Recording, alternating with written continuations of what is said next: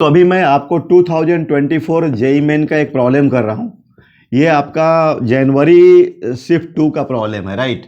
और आपका ये फ्रिक्शन पर बेस्ड है। फ्रिक्शन में आपका एंगल ऑफ रिपोज तुम लोग जानते होगे, उस पर ये बेस्ट प्रॉब्लम है। एंगल ऑफ रिपोज पर प्रॉब्लम है ये आपका, जैसे कि आप लोग को आइडिया होगा एंगल ऑफ रिपोज में कि कोई भी थीटा का ये मैक्सिमम वैल्यू सच दैट कि आपका कोई ब्लॉक को इस पर हम लोग रख सकें, ठीक है ना। मतलब इसमें जो फ्रिक्शन फोर्स आपका एफ एस का जो मैक्सिमम वैल्यू लगता है, आपको याद होगा अगर ड्राइव किए होंगे आपका ये एम जी साइन थीटा।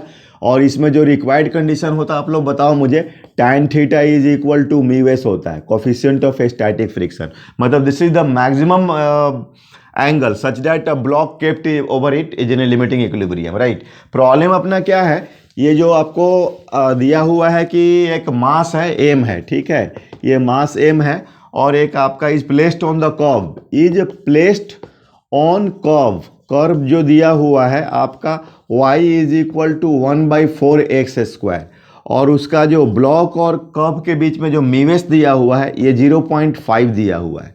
तो हमें क्या निकालना है, y का मैक्सिमम वैल्यू निकालना है सच दैट ब्लॉक इज मतलब मास m is kept at rest, right, kept at rest. ये प्रॉब्लम है। मतलब ये आपका जो कोई इस तरह से ये y हो गया, ये x हो गया, and y is equal to 1/4x², right. तो तुम्हें इस पर ये y की मैक्सिमम वैल्यू निकालनी है, ठीक है। और इसमें जो ऑप्शंस दिए हुए हैं तुम्हारा, ऑप्शंस में आपको 1/2, 1/3, 1/4, 1/6 A, B, C और D, ठीक है, ये ऑप्शंस दिया हुआ है। तो अब देखो इसमें तो ये तुम्हें पता है y का मैक्सिमम वैल्यू, मतलब कि तुम्हें ये लिमिटिंग इक्विलिब्रियम का हुआ, मतलब अपन अगर यहाँ टेंजेंट करें तो ये आपका AOR एंगल ऑफ रिपोज हुआ, राइट। तो tan theta is equal to आपका म्यूएस, तो अपन म्यूएस तो इसमें 0.5 मतलब 1/2 ये गिवन दिया हुआ है।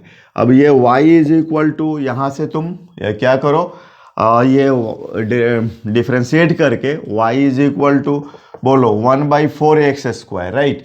तो dy/dx is equal to 1/4 2x, तो ये आपका गया, तो dy/dx कितना आ गया, x/2, ठीक है, ये आ गया आपका x/2। और तुम्हें पता है tan थीटा dy/dx होता है, तो x/2 इज इक्वल टू ये आपका 1/2, तो 2 गया, तो x इज इक्वल टू कितना आ गया 1। अब इसमें y का वैल्यू पुट कर दो तुम, ठीक है, y इज इक्वल टू कितना हो जाएगा 1/4 x², तो y is equal to 1/4 into 1, right. तो y इज इक्वल टू कितना आ गया 1/4, तो ये ऑप्शन सी हो गया, राइट।